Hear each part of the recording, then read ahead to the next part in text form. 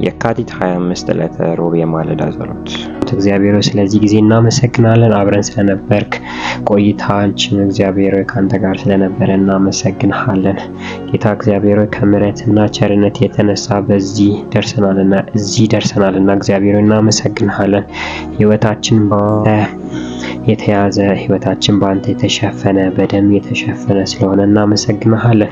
በምንሄድበት ቦታ ሁሉ እግዚአብሔር ስለምጠበቀን ቸርነት ከኛ ጋር ስለሆነ ምሕረት ከኛ ጋር ስለሆነ አምላክ እግዚአብሔር ሆይ ስለኛ አንተ ስለምታስብልን ከኛ በላይ ስለኛ ስለምታስብልን እናመሰግንሃለን።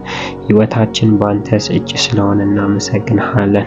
እኛ እንደምንለው ሳይሆን አንተ እንዳልከው ሕይወታችን ላይ ስለሚሆን እናመሰግንሃለን። በጌታ በኢየሱስም ደግሞ እንጸልያለን። እግዚአብሔር ሆይ ስርና መሰረታችን በአንተ ቃል ላይ የተመሰረተ ቃልህን በሚሰሙ ብቻ ሳይሆን ጌታ ሆይ ደግሞ በሚታዘው በሚያደርጉት ሰዎች መካከል አንዱ እንድንሆን እግዚአብሔር እንድትረዳን እንጸልያለን።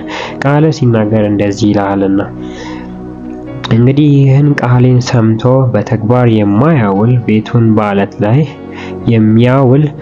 በዓለት ላይ የሰራ ብልህ ሰው ይመስላል። ዶፍ ወረደ፣ ጎርፍም ጎረፈ፣ ነፋስም ነፈሰ፣ ያንን ቤት መታው፣ በዓለቱ መሰረትም ላይ ስለተመሰረተ አልወደቀም። ይህን ቃሌ ሰምቶ በተግባር የማያውለው ግን ቤቱን በአሸዋ ላይ የሰራ ሞኝ ሰው ይመስላል። ዶፍ ወረደ፣ ጎርፍም ጎረፈ፣ ንፋስም ነፈሰ፣ ያንን ቤት መታው፣ ቤቱም ወደቀ፣ አወዳደቁም የከፋ ነበረ። ጌታ እግዚአብሔር በጌታ በኢየሱስ ክርስቶስ ስም እንጸልያለን።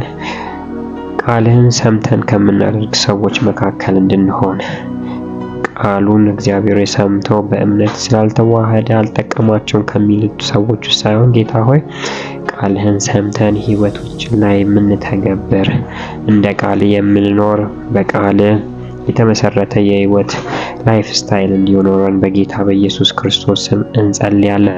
እግዚአብሔር በጌታ በኢየሱስ ክርስቶስ ስም ቃልህ በሕይወታችን ውስጥ እንዲገኝ የቃልህ ፍሬ በሕይወታችን ውስጥ እንዲገኝ ቃልህ እግዚአብሔር ሆይ ዝናብ ዘንቦ አይደል ያልከው? ዝናብ ዘንቦ ከሰማይ ምድርን ሳያረሰርስ ለዘሪው ዘርን ሳይሰጥ ለበለተኛው ደግሞ ምግብን ሳይሰጥ እግዚአብሔር እንደማይመለስ ጌታ እግዚአብሔር ሆይ ቃል ከአፍ ወጥቶ የምትሻውን ሳይሰራ እንደማይመለስ ጌታ እግዚአብሔር በኢየሱስ ክርስቶስ ስም ከአፍ የሚወጣው ቃል ሕይወታችንን እኛን እየሰራ እያስተካከለን እየተገበረ ጌታ እግዚአብሔር ሆይ መፍረስ ያለበትን እያፈረሰ መትከል ያለበትን እየተከለ ማንጻት ያለበትን እያነጻ እግዚአብሔር ሆይ በሕይወታችን ትክክለኛን ነገር በሕይወታችን እያደረገ እንዲመለስ እንድትረዳን ቃልህ በልባችን እንዲቀመጥ እጸልያለሁ።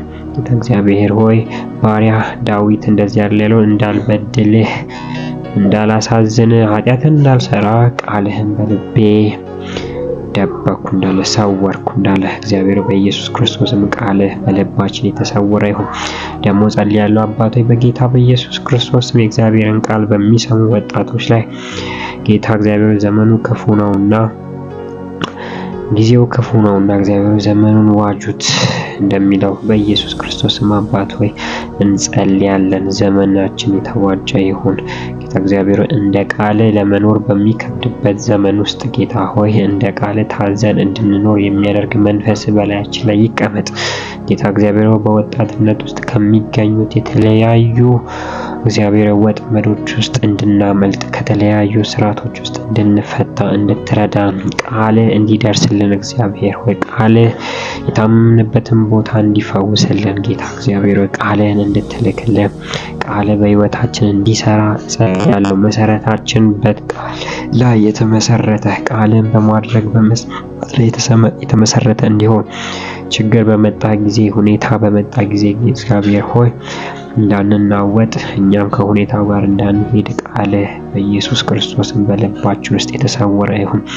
ጌታ እግዚአብሔር ልጆችም እግዚአብሔር ሆይ ቃልህ በልባቸው የተቀመጠ ይሁን። ጌታ እግዚአብሔር ሆይ እያደጉ ሲሄዱ ዛፍ እግዚአብሔር ሆይ ከመጀመሪያው ከተጣመመ እያደገ ከሄደ ለማስተካከል እንደሚከብድ ነገር ግን ከመጀመሪያው እየተስተካከለ ቀጥ እያለ ከሄደ ቀጥ ብሎ እንደሚያድግ አባቶች በጌታ በኢየሱስ ክርስቶስም በአእምሯቸው ውስጥ ጠማምነት ከውስጣቸው ወጥቶ በእግዚአብሔር ቃል የተሞላ አስተሳሰብ፣ በእግዚአብሔር ቃል የተሞላ ልብ፣ በእግዚአብሔር ቃል የተሞላ ትምህርት ዘመን እንዲሆንላቸው እግዚአብሔር ሆይ ለልጆች እጸልያለሁ። በተለያዩ ዩኒቨርሲቲ፣ ሃይ ስኩል